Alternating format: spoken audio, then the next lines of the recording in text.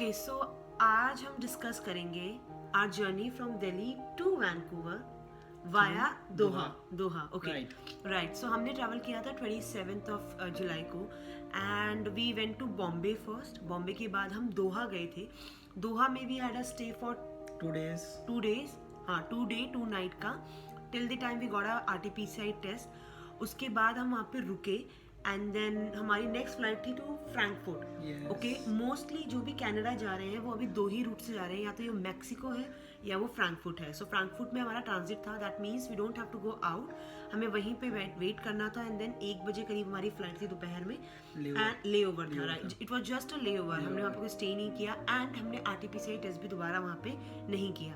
हम वहाँ पे रुके एंड देन 1 बजे की फ्लाइट से हमारा डिपार्चर हुआ and then we arrived Vancouver on 30 July 2021 at around 1 or 2 PM. So this was our journey. हम ये इसलिए शेयर कर रहे हैं क्योंकि हमने वाया दोहा जब हमने ट्रैवल किया था there was no hotel quarantine, but अभी होटल क्वारंटाइन है। कितने दिन का? 11 days का होटल क्वारंटाइन है।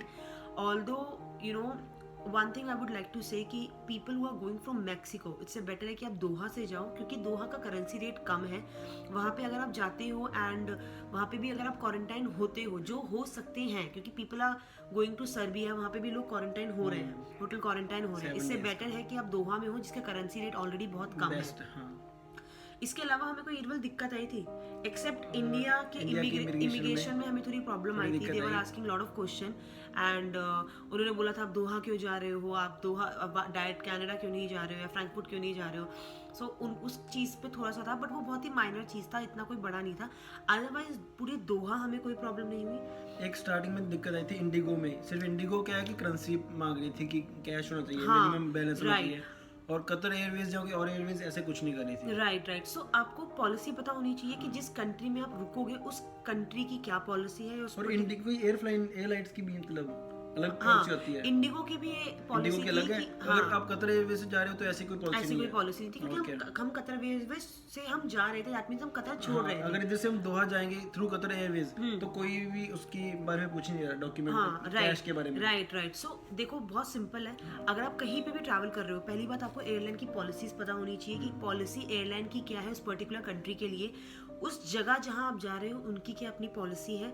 और आप जब ट्रांजिट ले रहे हो किसी भी कंट्री में, जैसे फ्रैंकफर्ट पे हमने लिया, वहां की क्या पॉलिसी है, सो आपको पता होना चाहिए। And at the end official website होती है, कतर की अपनी वेबसाइट है और दोहा गाइड्स करके एक वेबसाइट आती है। हमने क्या किया था, हमने वहां पे रूल्स आते हैं सारे। हाँ, हमने क्या किया था, हमने एक लोकल एजेंट में दोहा थे हमारे, हमने उनसे दोहा की जानकारी ले ली थी कि क्या करना है हमें, क्या क्या चीजें हमें कैरी करनी है। एक ये पॉइंट भी है, अगर हम थ्रू दोहा जा रहे हैं तो हम दोहा का भी एजेंट को ले सकते हैं और कनाडा के एजेंट को ले सकते हैं और जहाँ फिर इंडिया के, इन तीनों में से अलग कोई अलावा कोई और नहीं हो सकता। बट ये है कि आपको डिटेल्स पता होनी चाहिए एयरलाइन के पॉइंट ऑफ व्यू से, जहां आप लैंड करने वाले हैं वहां पे।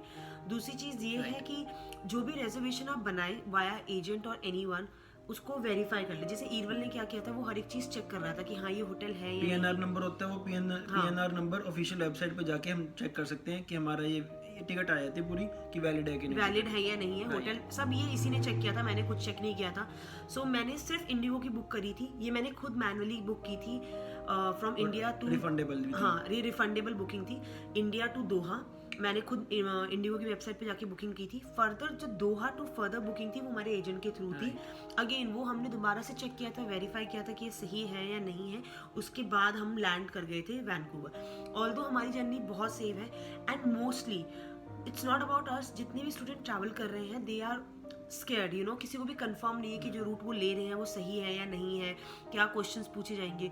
तो आपको through out the journey confident बहुत जरूर रहना पड़ेगा। आपसे जुड़ने की कोई जरूरत नहीं है। Carry all your document in you know 1 A4 side आप प्रिंट करवा लो और एक फाइल में कैरी करके अपने साथ through out the journey staple करके सारे डॉक्यूमेंट्स ले आओ, वो भी सारे A to Z सारे। यू नेवर नो कौन आपसे किस तरह कहाँ पे क्या चीज पूछ लेता है।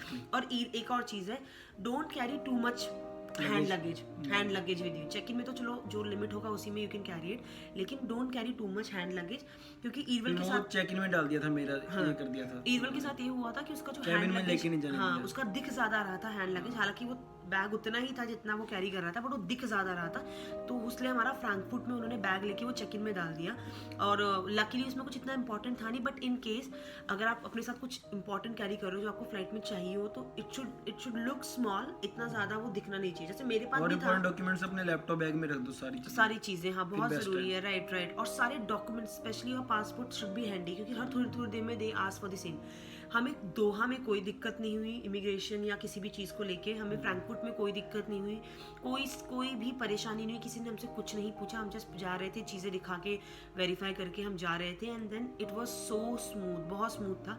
माइट बी नेक्स्ट वीडियो में हम पूरी वीडियो शो करें कि किस किस तरीके से हमने कैसे प्रोसीड किया है, बट ये वर्बल एक हम आपको बता रहे हैं कि इट वाज सो स्मूथ। कोई भी आप रूट बना रहे हैं, आपको उसकी जानकारी अपने एंड से भी लेनी पड़ेगी। Don't rely on someone, agent या कोई भी है उस पर आपको रिलाई नहीं करना है। और कुछ और कुछ एंड अगर आप नॉन रिफंडेबल करा रहे हो, खुद करवाओ टिकट्स। अगर कहीं ना कहीं टिकट होती है कि अपने एजेंट के पास नहीं होती हैं, तो आप खुद चेक करके ऑनलाइन, तो खुद अगर आपको दिख रही है तो एजेंट को नहीं दिखती। कई बार उन्होंने पहले खरीद रखी होती है कुछ टिकट्स, तो हमारे साथ ऐसे हुआ था कि एजेंट को पता नहीं चल रहा था हमारे एक रूट के बारे में, तो ये रूट इसीलिए हमने देखा। हाँ, ये रूट मैंने खुद उन्हें बताया था कि ये कैसा रूट है। ये दोहा में उन्होंने बोला, मैंने कहा दोहा में क्या पॉलिसी है, सिर्फ दोहा में कोई पॉलिसी नहीं है। मैंने कहा ठीक है, तो हम दोहा आ सकते हैं as a India passport holder? उन्होंने कहा हाँ आ सकते हो। हमने कहा ठीक है, हम दोहा से फिर निकल भी सकते हैं? उन्होंने कहा हाँ आप निकल सकते हो। हम फिर फ्रैंकफर्ट गए। फ्रैंकफर्ट पे तो हमें पता था कि सबकी सब पूरी कैनेडियन स्टूडेंट जितने भी थे, इंडियन स्टूडेंट जितने भी थे, वो ट्रांजिट ही कर रहे थे। वहाँ पे हमें पता था कि यहाँ ट्रांजिट इजीली हो जाएगा, एयरपोर्ट ट्रांजिट कह लो। सो ये रूट, आप कोई भी रूट ढूंढ सकते हो, आपको बस उस कंट्री की पॉलिसीज पता होनी चाहिए। आपको ये पता होना चाहिए कि इंडियन पासपोर्ट होल्डर्स के लिए क्या पॉलिसीज हैं, क्वारंटाइन है या नहीं है। That's it. आप खुद का रूट भी बना सकते हो, लेकिन अगर कोई ट्रैवल कर रखा है या कोई है जिसने ऑलरेडी करा, उससे एक बार जानकारी लेके then you should travel. I think that's it for the video. That's it for the video guys. Will see you in the next video. Bye.